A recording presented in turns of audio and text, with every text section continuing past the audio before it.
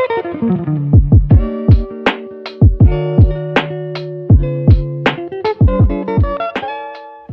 morning, grade 7 students, and welcome to another day of learning again in English. Our module for today will be focusing on identify the different genre of the material viewed. Okay? So our most essential learning competency is identify the genre of the material viewed, such as movie clip, trailer, news flash, internet-based program, documentary, video, and others. Okay, so our expectation for today will be identifying the different genre of the material viewed. We will be writing the genre of the material viewed we are viewing at home, and we will appreciate the values shown in this material viewed that we have. Now, when we say genre, this is a category of artistic, musical, or literary composition characterized by different forms of content. Okay? So it is synonymous to the words kinds, manner, sort, description, or variety. So again, so when say genre, it is a category of artistic, musical, or literary composition characterized by different forms of content. Okay, now in your module you have there your pretest, so you're going to answer them asynchronously. So the direction given is you're going to identify your answers to the given questions and encircle the letter of your answer. Okay, so now let us have a brief introduction about a genre. A genre is a term that translates from French to the mean, kind, or type. Okay, in general, these types differ from all sorts of reasons, from the actions of in their plots to the feelings they elicit from the audience. However, in literature, there are some more defined genres, and it is important to know which genre a piece of work falls into, because the reader will already have certain expectations before he even begins to read.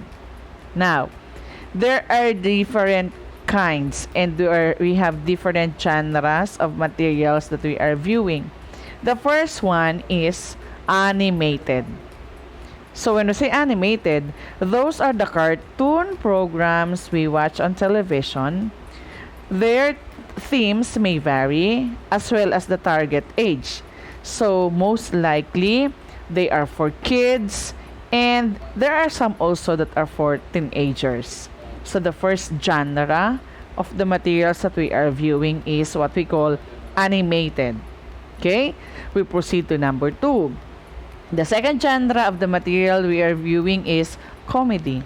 And comedy are those that are shown intended to entertain viewers through the use of jokes and tricks. Okay, so that is another genre. Okay, the third genre is drama. So when you say drama, those are highly emotional stories. They always had sad parts, like fight in families, unfaithfulness, etc. However, some endings are not sad. Usually, the hero here succeeds in the end. Okay, so that is the third genre.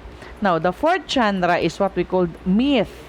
So, those shows are intended to scare audiences, usually by imploring supernatural beings like ghosts. In the case of the Philippine scenario, supernatural beings like kapre, manananggal, and aswang are also used. And it also explains how the world began and why nature and people behave the way they do. Okay? So the fifth genre is educational. Those programs are highly informative and can be intended for different ages. Lots of them are in documentary presentation, with each chapter focusing on a certain person or theme. So some uses demonstrations such as shows that teach people how to discover their skills. So that is the fifth one. Now we proceed to the sixth, which is Fable. So when we say fable, this is the genre wherein those shows are given to entertain and they have the animals in performing their roles like human beings. So again, fables, those are the shows which animals are given and performed the roles of human beings. Okay? So the seventh one in the seventh genre is news. When I say news, those programs are used to report to the public about the latest updates in the world, nation, and community. Okay? So, and we have also number 8. And another genre is science fiction. Those are the shows or stories which tell about different unproven science related stories about UFOs, aliens, including the so-called discoveries like time travel, teleportation, powers due to inventions, and etc. So that is the 8, the science fiction. Okay? Number 9 is variety show. Those are the programs which include games, song and dance performances, and other segments.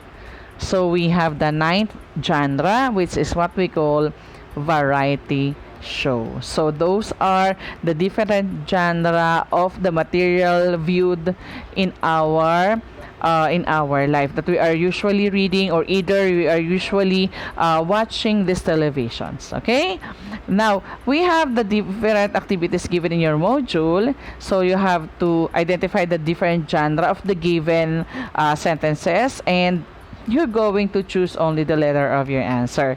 So in letter B, you're going to choose which of the given names or movies or TV programs inside the box which fit the list of genres given. Okay? So in checking your understanding also, you're going to complete the given table by writing at least 10 movies or television programs you usually view at home and by identifying their genres. Okay?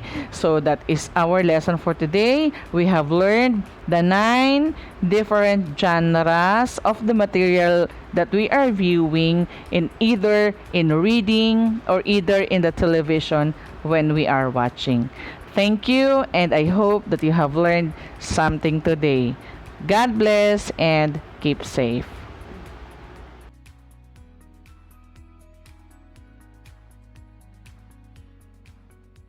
Inactive to passive voice.